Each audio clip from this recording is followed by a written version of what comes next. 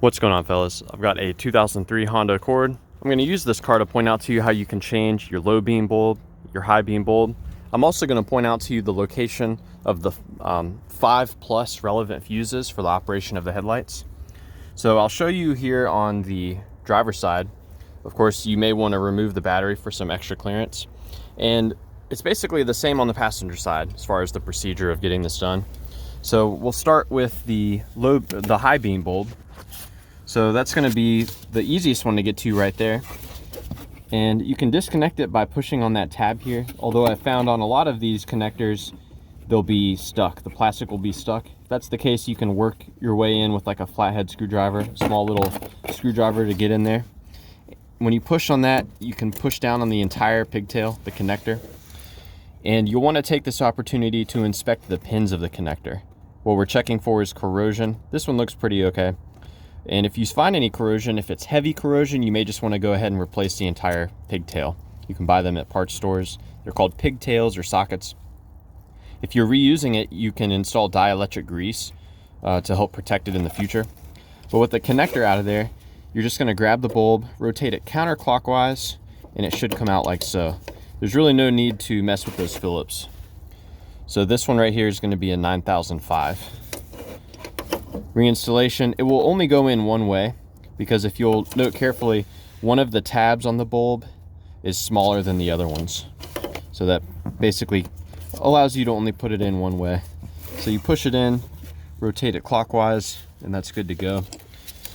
After you put the dielectric grease on there, you can get the connector pushed on there as well. And your high beam is going to be the same way. It's going to be right in here. Really, the only thing that differs with the high beam bulb is the part number. Let's see if I can get it out. And your high beam is going to be a 9006. So that's how to get to the bulbs. But what about the fuses for them? So there's a fuse for each bulb. And I'll go over that now. They're all 10 amp fuses. We'll start with the driver's side. So your driver's side high beam bulb is going to be this 10 amp fuse right here. You can pop that out like so, check to see if it's blown.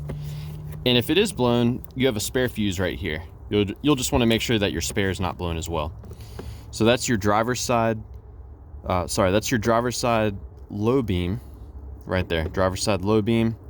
This one is your driver's side high beam bulb. This one right here is the passenger side high beam. That's your passenger side low beam. And there's also a 15 amp fuse here. This provides power to not the bulbs, but the relays that turn the bulbs on and off. The relays are built into this box here, so there's really no way to test those.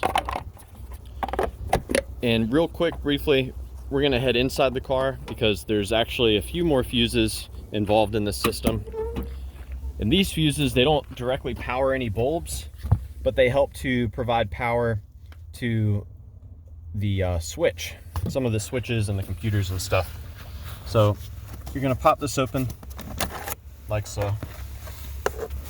And the two fuses that we're looking at, it's gonna be fuse number 7, which is a 10 amp fuse, and fuse 21.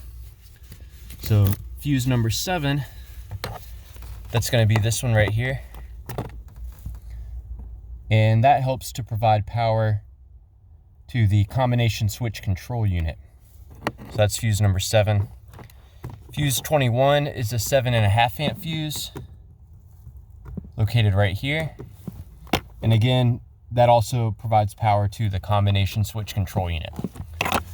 So yeah, I hope this was helpful for you guys. Be sure to let me know if you've got any questions, or more importantly, if you have any advice about troubleshooting the headlights on your Honda Accord.